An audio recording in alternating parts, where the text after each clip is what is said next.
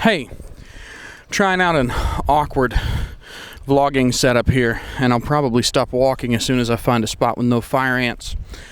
So here's the deal.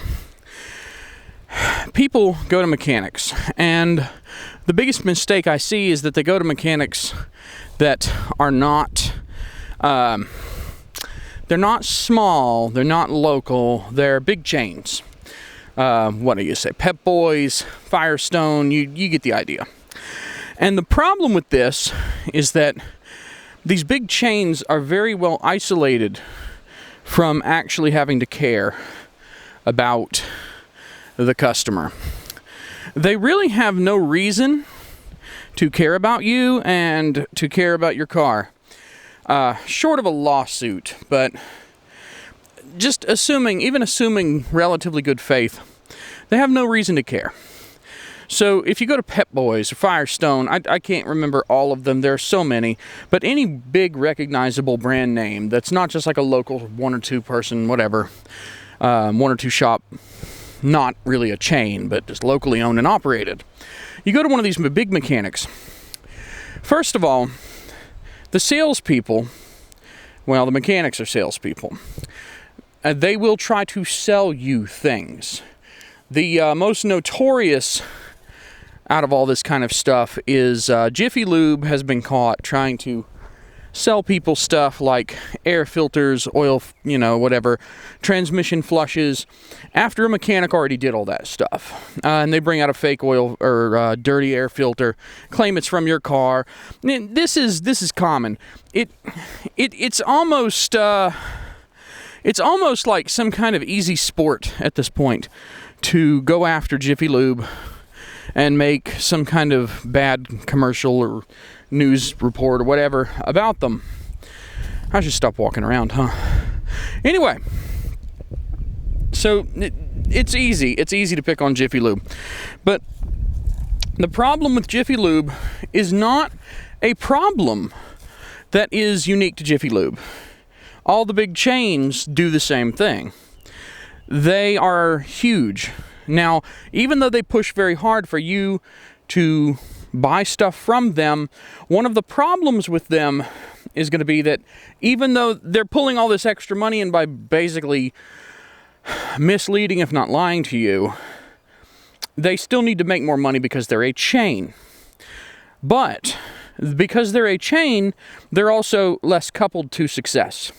They do not have to care about your particular car, your success, what goes on with your order once you drive away. They don't really have to care because people will come back. Why? Because of the name. The name is why. That's all that they need. Their recognition alone drives tons of traffic to them instead of to local mechanics. So if you have a problem, you may never go there again. You may tell your friends to never go there again. You may share the pictures of your crankshaft or of one of your piston rods blown through the bottom of your block and oil all over the street. You may share that, and you may turn off a few of your buddies from going to Jiffy Lube or Firestone or Pep Boys or whatever. It's not going to help. It's not going to make much of a difference. The reason it's not going to make much of a difference, come on, gimbal, try and keep up. I want to show everybody the nice yellow flowers behind me. They're beautiful, absolutely beautiful. The reason it's not going to keep up is because all of this brand recognition, they're immune. They get enough traffic that your individual ability to stop their business does not stop their business. You can only cut off so much of their capability to make money. So you have effectively no recourse other than perhaps a lawsuit, which they'll settle, and then business as usual. My advice to you, find a local mechanic whose reputation is screwed if enough people get screwed by them. Find a local mechanic that has the same faces in the back bays and has for years. Find a local mechanic, locally owned and operated, one where the owner might actually be there sometimes. One where the people who manage it have some power. Find a local mechanic that has a good reputation, because those people, they have to care about your success. Unlike Jiffy Lube doesn't care. Jiffy Lube doesn't have to care. Why should Jiffy Lube give a rat's ass about you having a car that works? All they care about is that you give them the maximum amount of money before you decide that they're trash and you don't want to go back. Find a local mechanic that you can trust, that's been around for a little while, that has the same people, and that has general ties to you being successful. One that the community in general around you knows. One that can be trusted. If you're a woman and you're worried about being treated differently, the notorious story about mechanics, I'm going to show you that beautiful field behind me. The notorious story about mechanics being that they treat women differently, that women get screwed by mechanics. If you're worried about that, what you need to do is find a local mechanic that doesn't do that. Talk to other women you know. Find a mechanic that is local, that is required to care.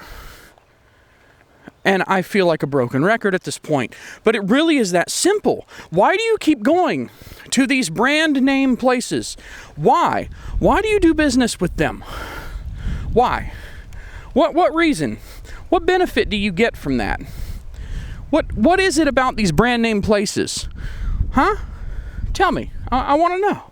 What is it that makes them so great in your mind? Is it that they're great? Or is it that that's the bill of goods you've been sold because you recognize their name and people tend to trust what they're familiar with? Find a good local person that cares. Same thing goes for computer repair. And yes, I have a vested interest in that because I'm a computer guy. But the same thing goes for computer repairs. Find a computer guy that you can trust. A local one. It doesn't have to be a guy. It can be a girl, whatever. Find someone who's not the geek squad. The bigger the chain is, the less sensitive that chain is going to be to you having a problem with them. Your problem is not as much of a problem for them if they are big enough that they can absorb it. And this is just the tendency. As companies become bigger, they have a nasty habit of also not really caring as much. Find those local companies that care.